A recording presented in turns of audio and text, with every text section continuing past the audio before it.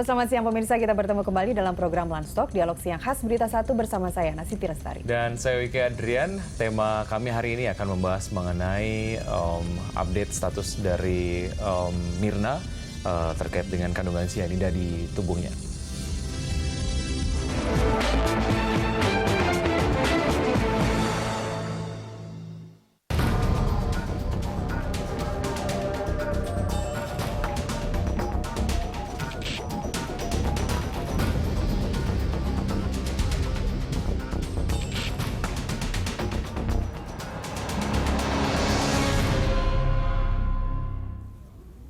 Ya, dan untuk membahas dialog sianida di kopi Mirna, telah hadir di studio Dr. Forensik Universitas CRC, Ibu Ferial Basbet. Namun sebelum memulai dialog, kita saksikan liputan berikut ini. Misteri kematian Mirna Salihin mulai terkuak. Meski polisi belum menetapkan tersangka, namun hasil otopsi menunjukkan wanita cantik itu meninggal akibat sianida. Kadar sianida dalam tubuh Wayan Mirna Salihin diperkirakan sebanyak 15 gram. Sebagai perbandingan, untuk mematikan orang dengan berat badan 60 kg hanya membutuhkan 90 mg sianida. Sehingga kandungan sianida dalam tubuh Mirna cukup untuk membunuh 50 orang. Sianida itu masuk lewat es kopi Vietnam yang diminum Mirna di Cafe Olivier Grand Indonesia. Polisi kini tengah menyelidiki orang-orang yang menjadi pelaku dan otak aksi pembunuhan berencana ini. Ya, ini menjadi satu fokus juga di masyarakat karena masyarakat ingin tahu sebetulnya motif dari pelaku dan lain sebagainya. Namun kita kemudian di Landstalk kali ini akan membahas seberapa mematikan sianida ini dapat menewaskan seorang gitu ya. Karena bagaimanapun ini juga kemudian sepertinya menimbulkan teror tersendiri ya. Betul. Kita jadi lebih waspada, lebih aware begitu dengan yang ada di sekitar kita.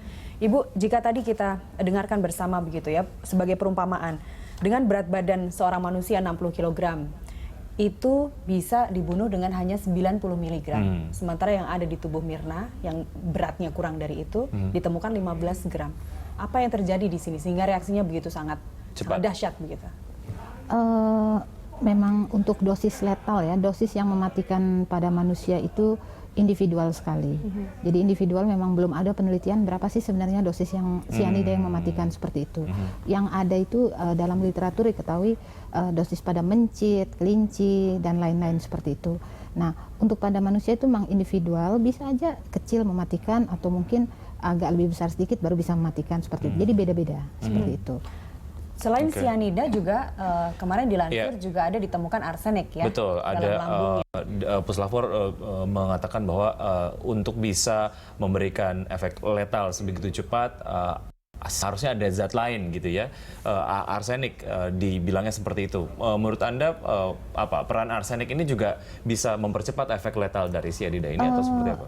Arsenik itu tidak begitu lekas mematikan ya kalau dibanding sianida. Kalau sianida itu memang racun yang paling mematikan nomor 1 dan dibanding dengan CO ya, tadinya kan dikira CO ya, CO itu lebih mematikan, tapi ternyata sianida itu lebih mematikan karena mekanismenya dia itu menghambat penggunaan oksigen, menghambat penggunaan oksigen sehingga oksigen dalam tubuh itu tidak berfungsi.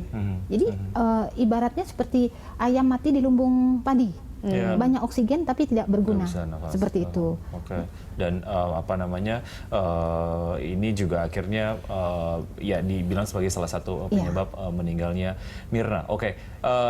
Secara apa namanya akses lah ya masyarakat ataupun kalangan tertentu ataupun petani lah sebetulnya untuk bisa mendapatkan sianida ini sebegitu mudahnya atau seperti apa? Sianida itu sebenarnya banyak digunakan ya dalam industri-industri ya, seperti industri plastik, kulit, terus kertas, itu banyak industri. Kemudian jangan sampai lupa bahwa rokok pun menghasilkan sianida seperti itu. Nah, di saat dibakar. Ya, karena ada sianida seperti itu. Nah, kemudian juga pada buah-buahan, buah-buahan juga menghasilkan sianida. Apel itu juga ada sianidanya, aprikot, nah bayam, kacang-kacangan, dan jangan lupa dulu kan sering ada tuh keracunan singkong ya. Singkong itu juga menghasilkan sianida seperti itu. Jadi sianida itu sebenarnya di alam itu ada. Nah, untuk mendapatkan saya kok masih pesimis ya untuk regulasi di Indonesia. Karena toko kimia di Jakarta banyak dan bisa dengan mudah membeli bahan-bahan kimia seperti itu. Dengan cara online dimanapun bisa Iya. diantar kapanpun. Iya. Ya. Iya. Nah, ini juga sebetulnya penggunaannya digunakan untuk membasmi hama ya, kalau tidak salah di Bisa beberapa untuk artikel yang saya baca. bisa untuk membasmi hama, bisa juga untuk potas ya. Potas itu biasa digunakan oleh nelayan, potasium sianida. Dan itu menghasilkan CN. Sedikit mengenai buah-buahan yang Ibu sebutkan tadi mengandung sianida, itu didapat waktu proses penghilangan hama begitu, kemudian orang yang teracuni memakan sampai meninggal, itu karena terlalu banyak atau tidak dicuci seperti itu atau seperti apa? Memang buah itu juga menghasilkan sianida. Oh, gitu. Jadi alam sendiri menghasilkan sianida. Tapi mungkin dalam jumlah kecil dan masih bisa ditolerir oleh tubuh. Seperti itu. Artinya ya jangan berlebihan ya jika pengen mengkonsumsi sesuatu. Iya, oke, karena memang di buah sendiri juga terkandung Menghasilkan. sianida. Oke, kita akan menuju ke Bapak Erlangga. Beliau adalah kriminolog. Ini kemudian untuk bisa melihat apa semacam analisa yang kemudian bisa di-share oleh Pak Erlangga. Selamat siang, Pak Erlangga. Selamat siang. Ya, Pak Erlangga, kalau Anda sebagai kriminolog sendiri sebetulnya banyak lah ya yang teori ataupun kesimpulan-kesimpulan yang ada di masyarakat bahwa motifnya adalah dendam dan lain sebagainya. Menurut Anda sendiri seperti apa motif pembunuhan Mirna ini? Kalau saya melihat gini, ini pasti ada problem dari seorang korban dengan pelaku. Karena setiap kejadian kejahatan itu tidak akan pernah berdiri sendiri. Dia pasti akan merangkai dengan berbagai proses sosial, interaksi yang ada sebelumnya. Jadi antara pelaku dengan korban. Korban seringkali dia akan menjadi korban ketika ada problema yang sangat luar biasa sehingga kemudian harus diselesaikan melalui tindakan pembunuhan.